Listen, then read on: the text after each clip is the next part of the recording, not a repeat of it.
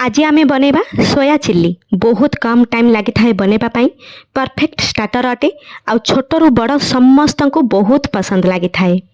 नमस्कार, मु प्रीति PS kitchen king रे आपन को सर्वप्रथमे स्वागत। तो प्रथमे आमे सोया बड़ी को बॉयल करनबा। जदि टाइम अधिक अछि ताहले याको पानी रे सोक करके 2 रु 3 घंटा पर्यंत रखि पारिबे। जदि कम टाइम रे जल्दी बनेबा को चाहुछंती एमिति गैस ऑन करके बॉयल करनेबे।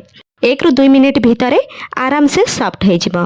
परे याको पानी रु भल्लरे छाणिकी चिपुड़ी की रखिबा गोटे बाउल ले। आ परे एथिरे मु ऐड कर देबी 2 चम्मच मैदा, 2 चम्मच कॉर्नफ्लोर, लूण आधा चम्मच, काश्मीरी रेड चिली आधा चम्मच, लास्ट रे ब्लैक पेपर बा गोलमरिच पाउडर आ ता सह अदा रसुण कंचा लंकार छेचा गोटे चम्मच देकी सबको को भल भाबरे मिक्स करनबा।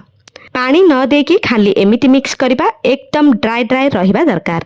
आ आपण चाहिबे जदि याको एयर फ्राई करि पारिबे, डीप फ्राई करि पारिबे, नहले शैलो फ्राई भी करि पारिबे। मु एठे डीप फ्राई करिबार प्रेफर कली कारण डीप फ्राई करिबारे कम टाइम लागि थाए, ता सह अधिक तेल भी ऑब्जर्व करि न थाए। मीडियम टू हाई फ्लेम रे क्रिस्पी हेबा पर्यंत याको छाणिबे। जेमिति छाणी हे जिवो याको बाहर करनबा गोटे बाउल को। आउ फटाफट सॉस रेडी करनबा। तो पैन में देई दबा 2 चम्मच पाखापाखी तेल। तेल गरम हेबा परे गोटे चम्मच कटा रसुण, 2टा कंचा लंका को देके टिके भाजी नबा। मु एठे आउ अदा नेलेनी कारण सोया मैरिनेट टाइम रे अदा ऑलरेडी बहुत यूज हेछि। जदि आपण चाहिबे अल्प टिके अदा यूज करि पारिबे। नेक्स्ट एथिरे प्याज और कैप्सिकम को देके हल्का चले नबा। आउ परे एथिरे देई दबा हाफ चम्मच लूण, हाफ चम्मच काश्मीरी रेड चिली, 1/4 चम्मच ब्लैक पेपर, गोटे चम्मच टमाटो सॉस, गोटे चम्मच चिली सॉस, गोटे चम्मच सोया सॉस, अल्प टिके विनेगार।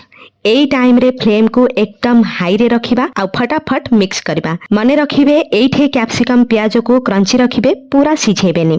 सेई भितरे गोटे बाउल ले गोटे चम्मच मैदा, गोटे चम्मच कॉर्नफ्लोर को पानी रे मिक्स करके एई सॉस रे ऐड करबा। याको ऐड करले सोया चिली बहुत टेस्टी लागि थाए। आ एइठे देखंतु केमिति पूरा परफेक्ट स्लेरी हे गलानी। एई टाइम रे आमे एथिरे फ्राई करिथिबा सब सोया चंक्स को दे दबा आ भलरे मिक्स करबा।